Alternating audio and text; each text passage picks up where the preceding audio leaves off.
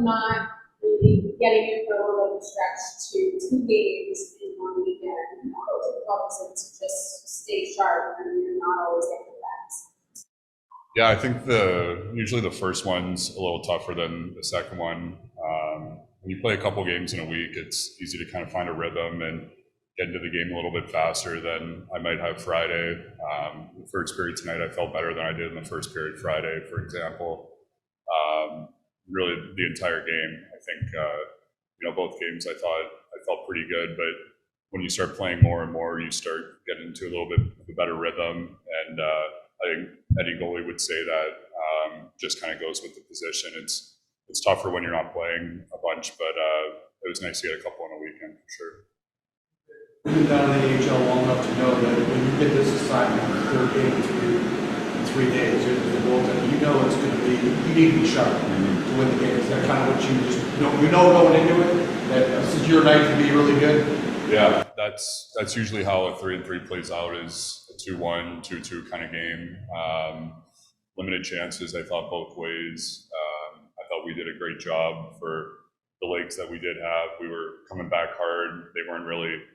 They hit a couple F3s or F4s in the first period, but after that we were coming back and kind of putting a stop to all their rushes. So I thought the last 2 periods we were awesome. And that's just how 3-3s go. You have to be really sharp. One mistake could end up costing you.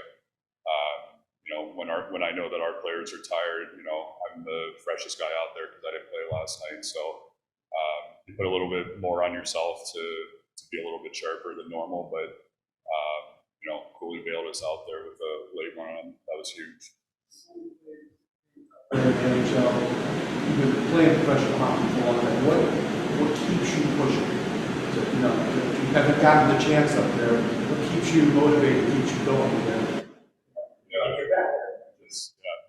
That's what it is. Is just trying to get back there. I think if you ask anybody in the locker room, that's what their goal is. Whether it's Matt Barkowski, who's 34, or Coolidge, who's 18. I think everyone wants to play as well as they can here, and if you do, people will notice, and that's the nature of professional sports. So I know me personally, that's what pushes me, is trying to get back to Buffalo. Actually, had a pretty big run up there. I mean, that one game out of the mix, you got some pretty nice numbers up in the NHL. Yeah. How about that? Sometimes think about it like.